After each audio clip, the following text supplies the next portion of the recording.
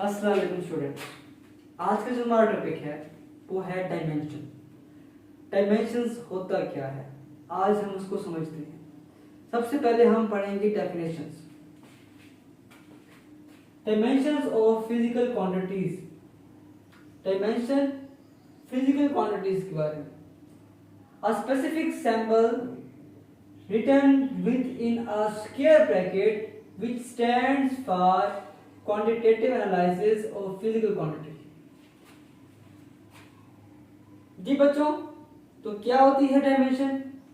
एक specific symbol होता है जिसको हम लिखते हैं with in a square bracket, एक स्क्वायर ब्रैकेट के अंदर, which stands for quantitative analysis, जो क्वांटिटीज को एनालाइज करता है, और फिजिकल क्वांटिटीज।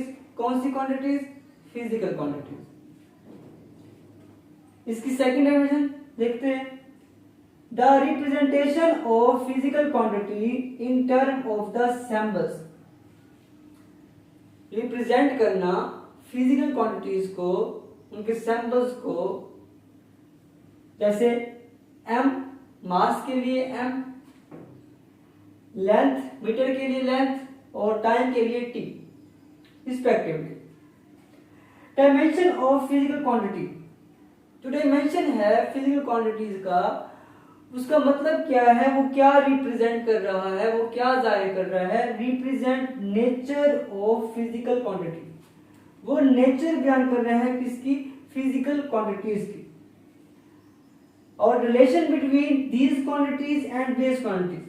वो फिजिकल क्वांटिटीज का रिलेशन कायम कर रहा है बेस क्वांटिटीज के साथ। ये है डायमेंशंस की तारीफ।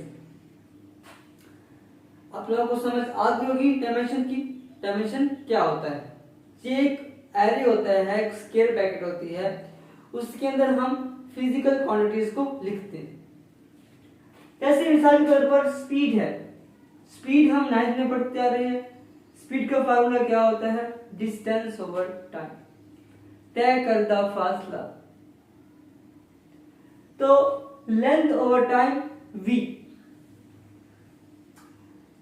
सो v इज इक्वल टू, अब लेंथ जो है, लेंथ को हम जाहिर करेंगे l के साथ, और टाइम को जाहिर करेंगे t पर t के साथ, और l और t को, दोनों क्वांटिटीज को हम लिख देंगे स्क्वायर ब्रैकेट के अंदर। मतलब हम डायमेंशन लिख रहे हैं। l ओवर t, t नीचे है, बटा के ऊपर जाएगा तो ये माइनस में हो जाएगा, तो l t माइनस 1। जी बच्चों, l t माइनस 1 जो है, ये v is equal to l t minus 1। ये वेलोसिटी जो स्पीड है उसकी डायमेंशन है l t माइनस 1। अब है एक्सेलरेशन के बारे में, वो भी हम पढ़ चुके हैं। वेलोसिटी में तब्दीली की शरह को एक्सेलरेशन कहते हैं। The rate of change of velocity is called acceleration. तो velocity v over t time, velocity v को भी स्क्वायर ब्रैकेट में और टाइम t को भी स्क्वायर ब्रैकेट में। ठीक है। अब एक्सेलरेशन हमारे पास ये है v ओवर t। ठीक हो गया जी बच्चों। तो वेलोसिटी हमने भी फाइंड किया है। क्या फाइंड किया है? l t माइनस 1 हमने फाइंड किया है वेलोसिटी को। वेलोसिटी तुम्हारे पास है। अब वेलोसिटी की जगह पे वेलोसिटी का डायमेंशन l t माइनस 1 आ गया।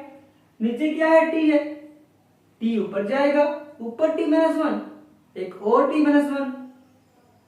अब दो प्रोडक्ट जरा हो रहे हैं तो इनकी पावर जमा हो जाएगी, तो l t माइनस 2 बन जाएगा। ये किसका बन गया?